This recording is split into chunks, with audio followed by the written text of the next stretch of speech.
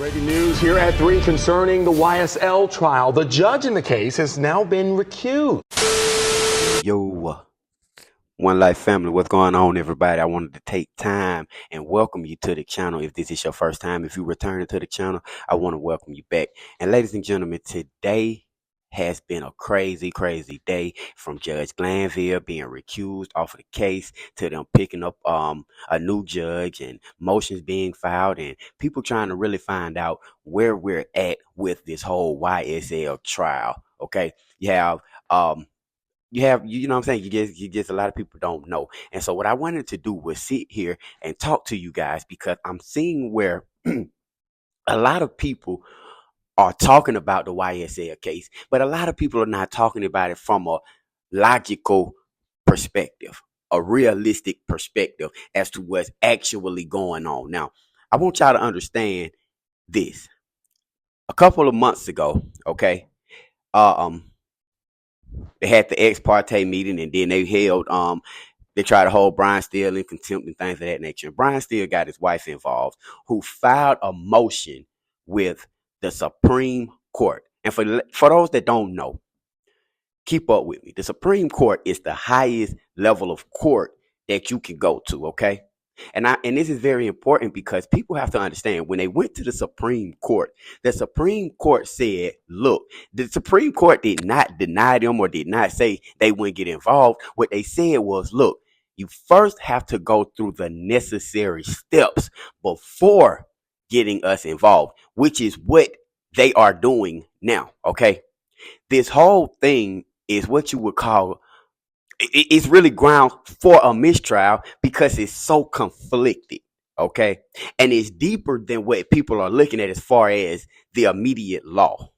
And what I mean by that is, when you become a person who goes to a licensing board, whether you're an attorney, whether you are a police officer, a barber, anything of that nature that causes for you to go to the licensing board and get a license and sit in front of a board, one of their main things in licensing you is your ethics, your morals, you know what I'm saying, your conduct. And when you're sworn into certain offices and certain positions, you take a sworn oath, okay, to abide by the law and to be, you know what I'm saying, a law-abiding citizen, rather.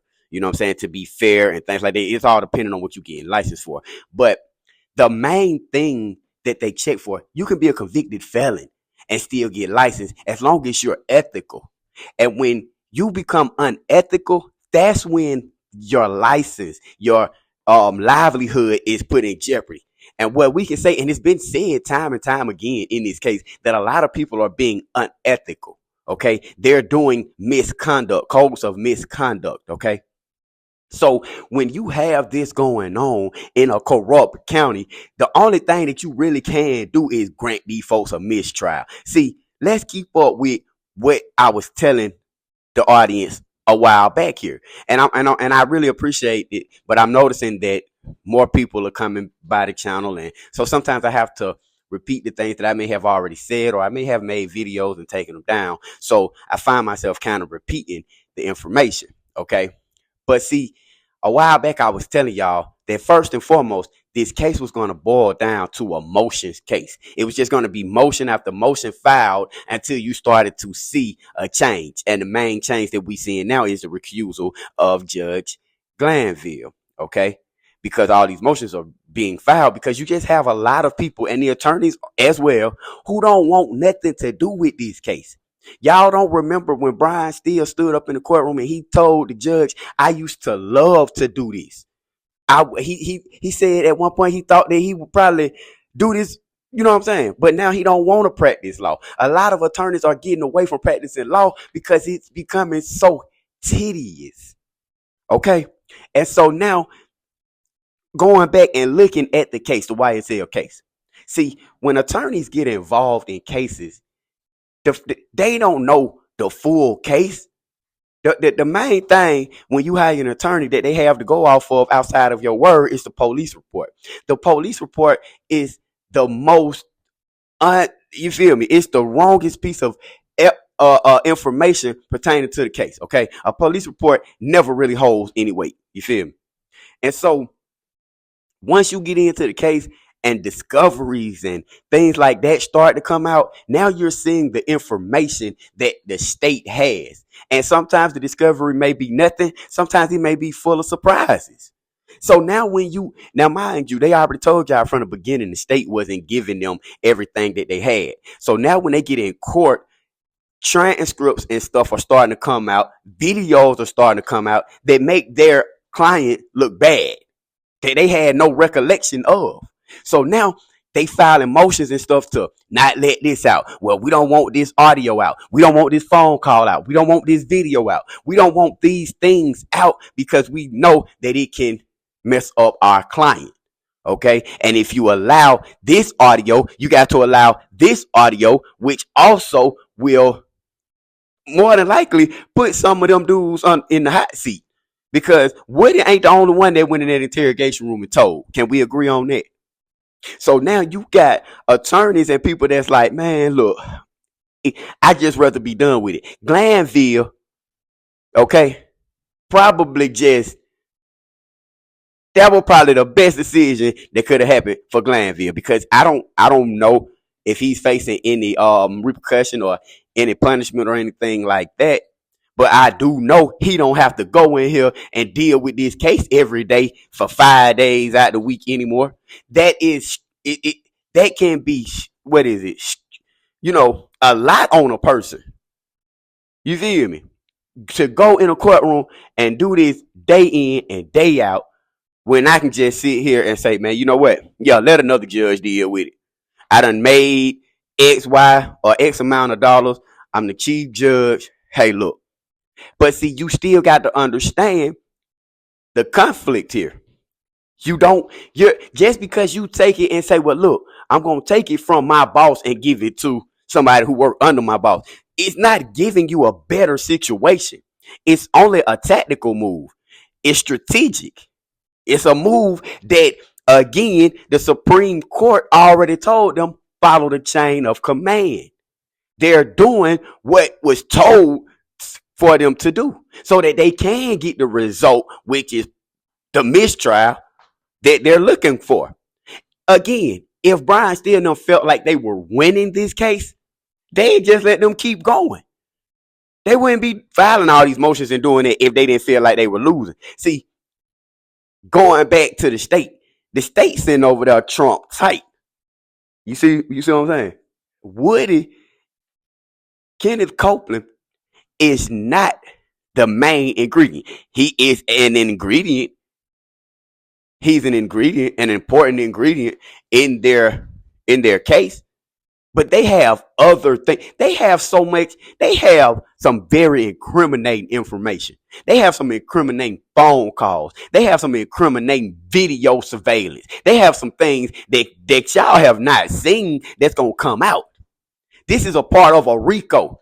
Now, also, let's keep this in mind. I want to tell y'all about the feds in Fulton County. See, since last year in 2023, when that man had that bed bug situation. News First starts now. You would not wish it on anyone. A family says a man was found dead, covered in bugs inside his Fulton County jail cell. I'm Sean Gables. And I'm Rick Fulbaum. And tonight, new at 6, his attorney argues he got no medical help leading up to his death. Just look at where LeSean Thompson was allegedly sleeping. This deteriorating cell in the jail's psychiatric wing. And we're told that LeSean Thompson suffered from mental health issues. Atlanta News First reporter Zach Summers live at the Fulton County. There, Zach, you just learned from Thompson's attorney, those images are disturbing. Yeah, the lawyer representing the family of LeSean Thompson tells me this is one of the most inhumane inmate deaths he has ever encountered. The family wants the public to see the poor conditions they say their loved one endured while here at the Fulton County Jail, but we must warn you, some of the images are graphic. It's just unbelievable. The image is hard to look at. 35-year-old LeSean Thompson unresponsive in a Fulton County jail cell covered in what his family's attorney says are insect and bedbug bites. The scene was so horrific that the detention officer said she would not even administer CPR when they found him because she was freaked out. In her words, freaked out by the scene. Thompson was arrested for misdemeanor battery in June of 2022. Attorney Michael Harper says the inmate was placed in the psychiatric wing of the jail where he remained for 3 months. No one really checked on him.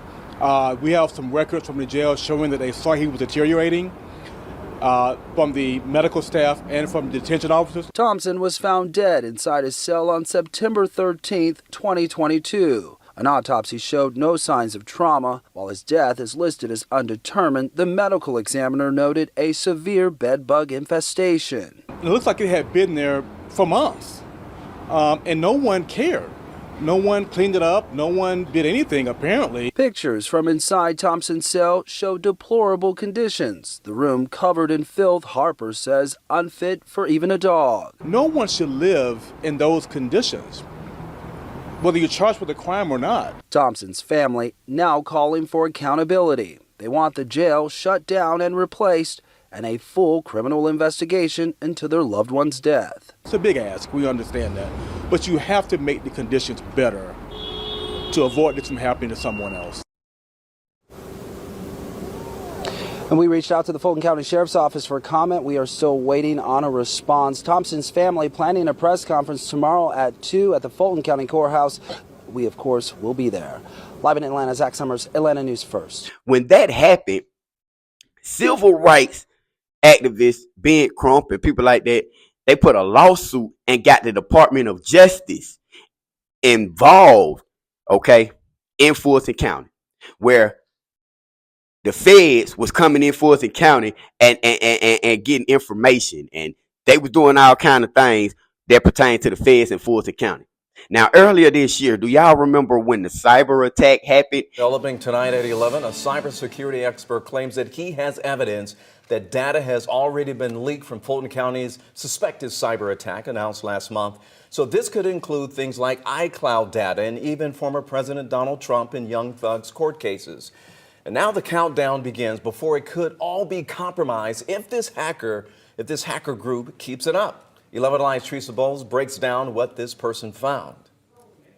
In this manila envelope, medical records, court cases have been tried, haven't been tried, usernames and passwords, lies printouts of the first set of leaked credentials from all departments in Fulton County. CEO of Lergus Security, Patrick Kelly, ran across it on a hacking website. If you've worked, lived, or done business, you're going to be impacted. Kelly says it confirms the suspicions Fulton County Board of Commissioners Chairman Rob Pitts spoke about at their most recent press conference. The county has been hit by a ransomware attack. There's about 24 to 36 hours, I think, is what the countdown is right now. And then they're going to release all of the data, which tells me that Fulton County has chosen not to pay the ransom. Kelly credits Lockpick 3 as the hackers behind this. He describes them as one of the more impressive groups known to attack high-value targets like municipalities for millions of dollars. I would imagine that they, looked at some of the notes and the things that took place with City of Atlanta. Nearly 6 years after the city's ransomware attack comes the county's.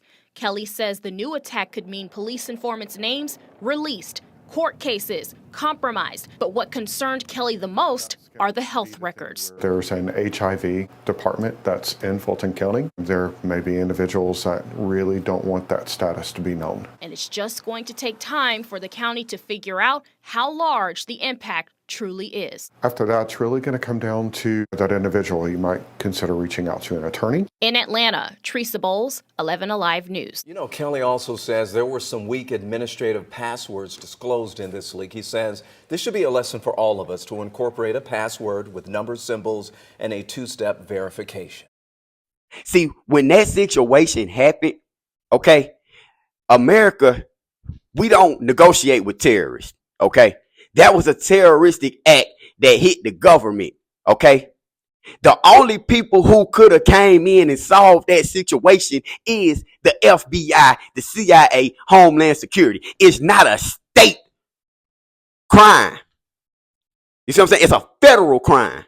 to be a terrorist and to hack into government information.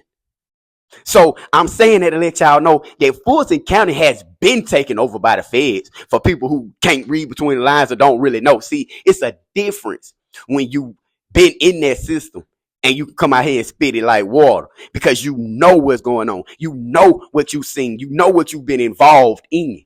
And I ain't got no reason to lie to you. You know what I'm saying? So I'm telling y'all this authentic and as truthful as possible. See, so again, when this cyber attack happened and the feds was actually had to get involved, they came in Fulton County and switched out all the phones. They switched out all the computer systems. They switched out so many things. You feel me? Because, again, they were cyber attacked and could not get back in their own system. They had to call in the federal authorities in the Fulton County to help them with the cyber attack. See, people, and it's really the YouTube world who take and put these situations together. And again, it's all a matter of opinion. And then you take a little bit of this and they take a little bit of that and they try to mix it up and come up with this great big old idea. And a lot of the times it's just completely wrong. And I'm not saying, I only speak about the things I know. You feel what I'm saying? I can't get up here and tell you who actually took nut out. I can tell you what I read in the transcript that Kenneth Copeland said I did these crimes.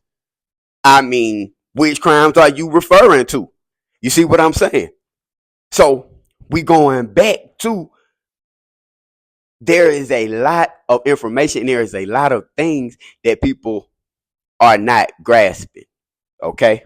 They're not grasping it and they're not understanding it because, one, a lot of people just ain't never been through what's real. If you ain't never been through Fulton County, you can't tell a person who's been through it about it, how it works, how it operate. You see what I'm saying? You just can't, because you're talking about a person who ain't never been involved with the law trying to give you legal information or legal advice rather. Okay? See, a lot of this stuff is political. You got to understand politics to even understand when you're talking about court officials and court figures.